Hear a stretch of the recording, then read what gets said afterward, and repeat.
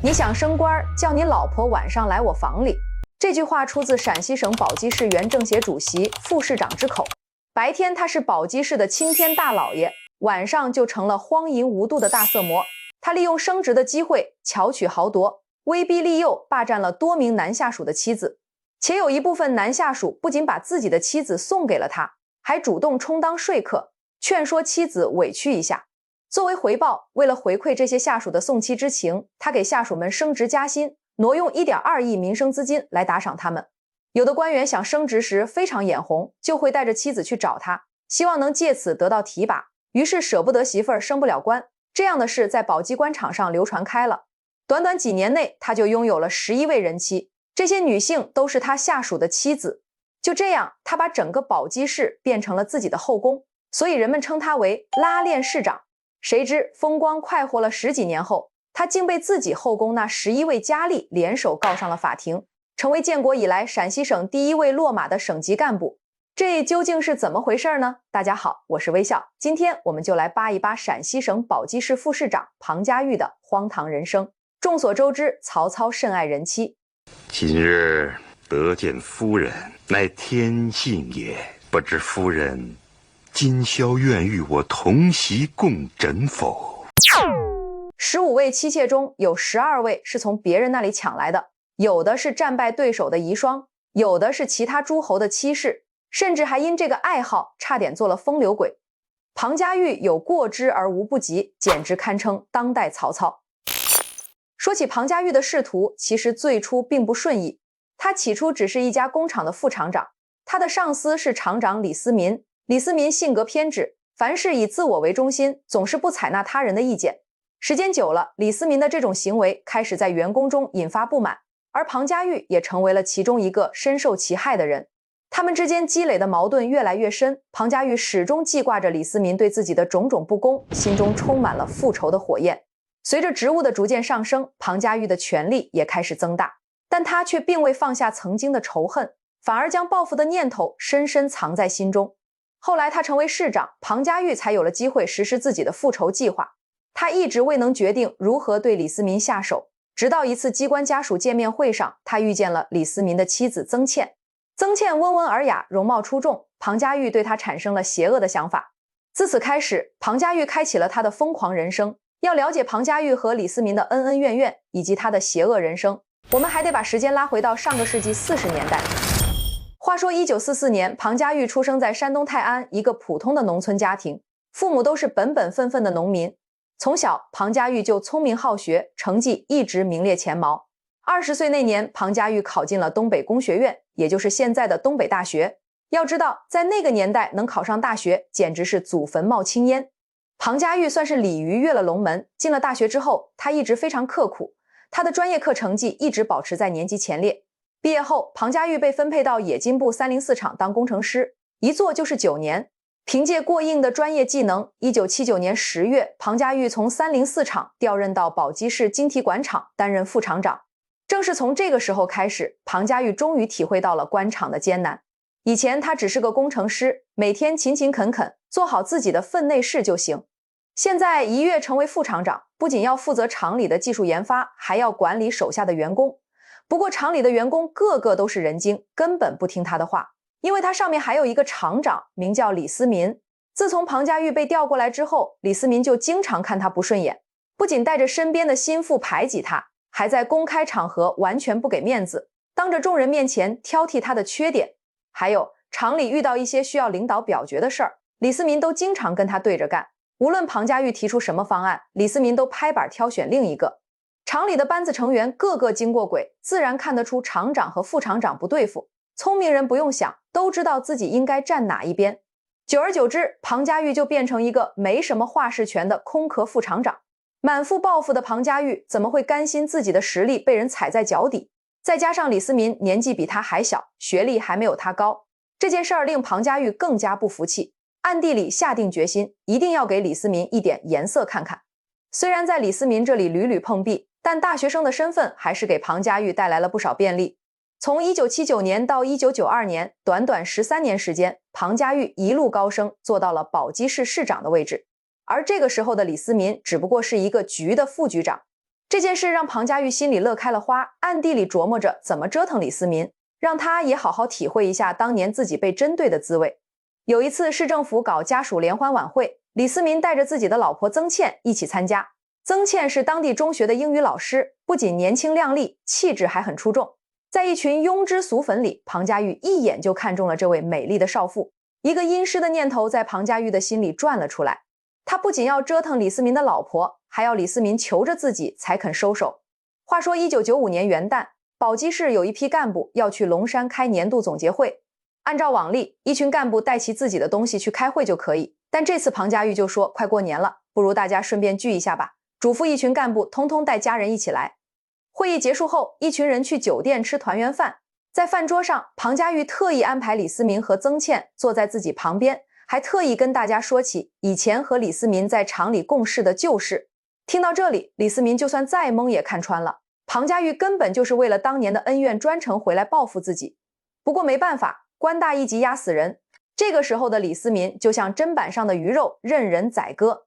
饭局吃到一半，李思民突然接到市政府办公室的急电，叫他马上回去处理要事。李思民怎会不知道这根本就是庞家玉的阴谋？他想做什么？李思民心里其实一早估到几成，但是今时不同往日，李思民没有半分实力跟他对抗，唯有咬紧牙关，硬着头皮离开。到了晚上，庞家玉就走去敲曾倩的房门。曾倩见到市长亲自上门，马上客客气气邀请他入屋。庞家玉借工作之名和曾倩谈起学校的事。这个时候的曾倩一边回答他的问题，一边到处找茶叶想冲茶招呼。谁知他完全没有察觉，背后有只手已经偷偷把安眠药落在他的杯里。谈了没多久，曾倩就觉得口干舌燥，顺手拿起杯子喝了几口。没多久之后，曾倩就头晕眼花，昏昏沉沉地睡了过去。见计谋得逞，庞家玉就将曾倩抱到沙发上面，对她进行了长达2个小时的侵犯，之后还将她抱入房间，自己还在隔壁躺下。第二天，曾倩醒来，只觉得全身酸痛，侧头一看，庞家玉竟然赤条条躺在自己身边。再看看自己，一样是一丝不挂，身上还留有亲热过的痕迹。曾倩瞬间醒觉发生了什么事，当场发火，将庞家玉刮醒，质问他为什么要这样做。谁知庞家玉完全没有发火，反而先说自己有多喜欢曾倩，之后还说李思民早就出轨背叛了他。接下来，庞家玉还从袋里拿出一叠相片，相片里李思民和一个女人走得很亲密。看到这些相片，曾倩当场崩溃，忍不住放声大哭。看到他那么伤心，庞家玉就趁机抱着他安慰，说只要曾倩肯和自己在一起，以后一定不会亏待他。就这样，在庞家玉连哄带骗之下，曾倩就这样成为了他第一个情妇。没过多久，庞家玉就安排曾倩去一间旅游公司做总经理，两个人经常凑在一起到处约会。李思民当然知道这件事儿，但当时他想开一间属于自己的担保公司，搞些非法金融生意，很多手续都要经过庞家玉批准才行。为了这件事儿，李思民唯有咬紧牙关把老婆给了他，还要扮成一只哈巴狗似的，低声下气求庞家玉批个申请。庞家玉都没有过分为难他，很快就把他的公司批了下来。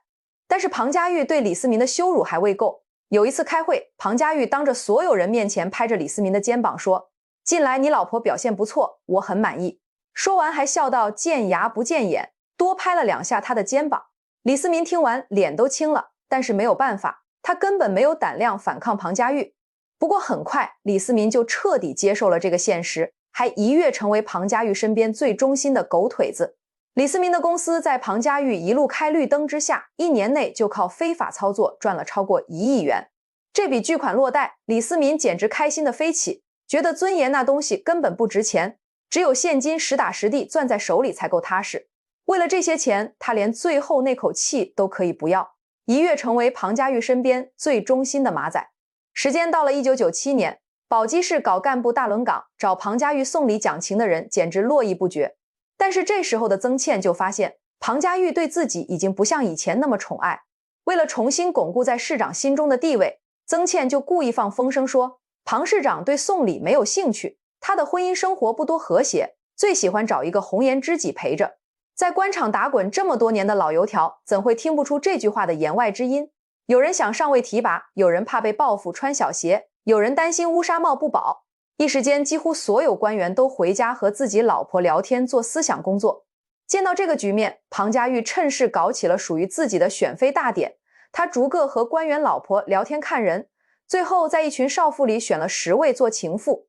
这件事传开之后，宝鸡市的干部圈流传起一句经典名言：舍不得老婆套不到狼。背后大家都骂庞家玉，说他是现代版高衙内，还给他起了一个绰号叫拉链市长。1998年3月，庞家玉再升一级，当上了宝鸡市市委书记。还记不记得庞家玉帮李思民搞的那间担保公司，一年就赚了过亿？见到有钱赚，庞家玉就将自己情妇梁梅和郑捷的老公安排去这间公司做副总经理。曾倩一般人发达了，其他情妇自然眼红到爆，天天在庞家玉耳边吹风，说要分一杯羹。没办法，庞家玉唯有想计策，安排高薪肥缺给他们。说回宝鸡，这个地方一向是缺水城市。早在1996年，为了解决居民用水难题，陕西省政府决定投资新建冯家山引水工程，还委任庞家玉亲自指挥这个水库建设。原本这个水库的预算是1.9亿元，计划2年内完工。谁知庞家玉为了硬把工程分给情妇，拖拖拉拉，硬是将工程一拖再拖。庞家玉还将水库工程拆得细碎，分给自己情妇临时成立的空壳公司负责。但是这件事儿很快就被庞家玉的老婆潘玉芝知道了，她冲入庞家玉的办公室大吵大闹，闹到脸红脖子粗，指责庞家玉没有良心，将这么大块肥肉白白送给外人。没办法，庞家玉只好把最肥的管道安装工程交给他老婆负责。在2人联手操作下，修建水库用的材料全都选了最便宜、质量最差的货。多出来的预算就这样，钱实实在在的落进了自己人的口袋。但就算是这样，省政府拨给庞家玉的预算还是多得离谱。原本1.9亿的预算硬生生涨到了3.2亿元。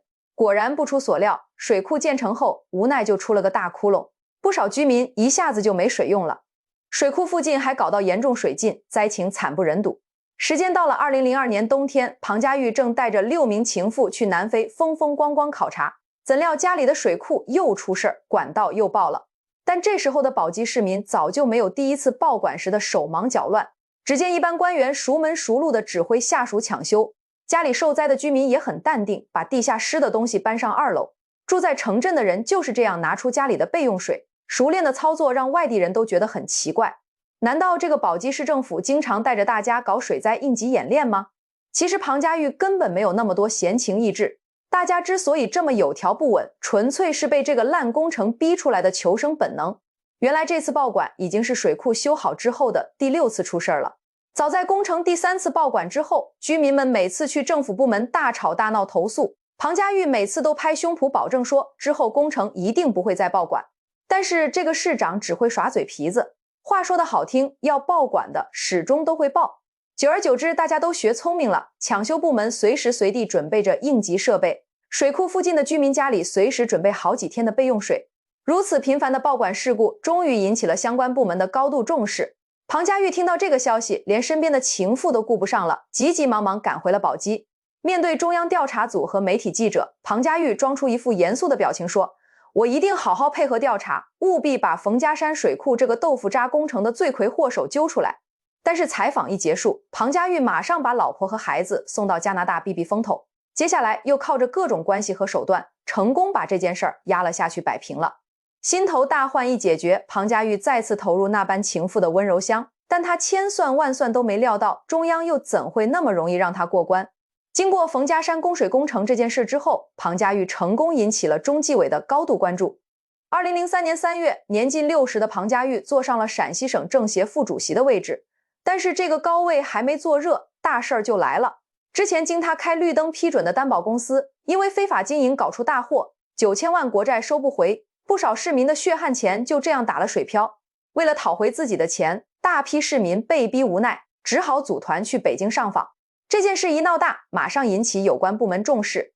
经过1个星期的调查，李思民那间公司涉嫌诈骗非法经营的罪证被查了出来。做总经理的李思民直接被警察带走，副总经理梁梅和郑捷的老公也被司法机关扣下调查。曾倩听到消息吓得魂飞魄散，匆匆从外地赶回来，哭着求庞家玉救她老公。表面看，这家公司没有任何庞家玉的直接投资，他只不过是批准了注册，之后的监管也是马马虎虎而已。但只有庞家玉自己清楚，一旦李思民等人供出他，不仅官位保不住，还可能要坐牢。于是面对痛哭流涕的曾倩，庞家玉先板起脸说了一番严肃的话，这件事很难搞的，还不停数落曾倩，当初一再嘱咐你们凡事要小心，偏要贪心大意，现在出事儿了才后悔。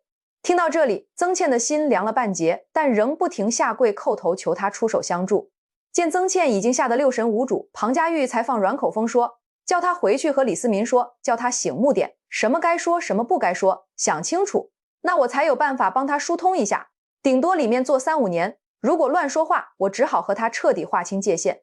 这个时候的曾倩根本没有时间想庞家玉说的是真是假，回去之后想都不想，就叫老公一力顶上所有罪，还连哄带骗说服了梁梅和郑杰老公照做。但她万万想不到，李思民一力顶罪后竟然被判死刑，梁梅和郑杰老公也分别被判了16年和10年有期徒刑。心死如灰的曾倩冲去找庞家玉对峙，为什么要我老公做你的替罪羊？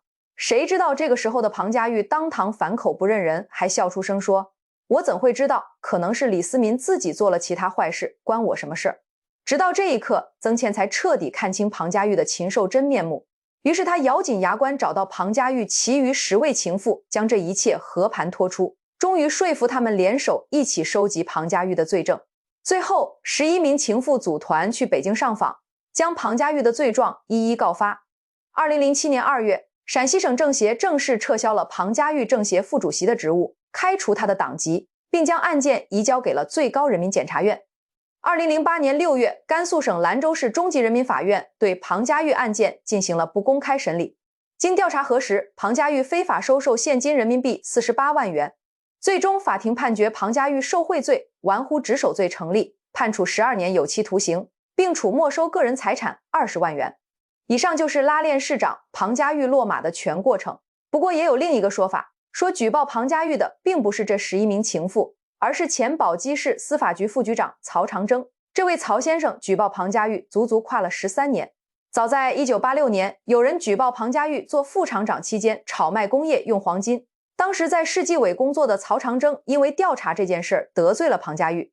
之后曹长征通过公开招考考入司法局副局长，但还未上任多久就被已经当上市领导的庞家玉找个借口炒了鱿鱼。曹长征之后多次参加省内外副厅级干部公选，都因为不肯送礼贿赂被庞家玉处处打压。也是从这个时候开始，曹长征和老婆离婚，决定不惜一切代价都要把庞家玉拉下马。他四处拜访老干部，联络了30几个同样被庞家玉打压的处级干部，一起收集证据。13年间，曹长征多次孤身前往北京上访，最终将这只大老虎拉下马来。不知道大家有没有留意到，历年来不少贪官都出身于农民家庭，他们小时候非常刻苦，在同辈人中脱颖而出，凭借真才实干成为骨干。按理说他们最该懂得老百姓的艰辛，但是为什么到头来却要把罪恶之手伸向自己人呢？有位贪官曾经在法庭上讲过一段话，发人深省，为人民服务是我的初心，可不知从什么时候起，我发现自己大错特错了。我忠心耿耿地为人民服务，却迟迟得不到升迁。当我转而一心一意去服侍领导，反而很快就获得提拔重用。虽然人民对我不满意，但领导满意就可以给我想要的权利，权力越大，我就离人民越远，最终跌落犯罪的深渊。今天我后悔也来不及，只希望可以让世人留下一个深刻警示。好了，以上就是本期的全部内容。我是微笑。关于这宗情妇联手反杀贪官的故事，你有什么看法？欢迎在评论区互动讨论。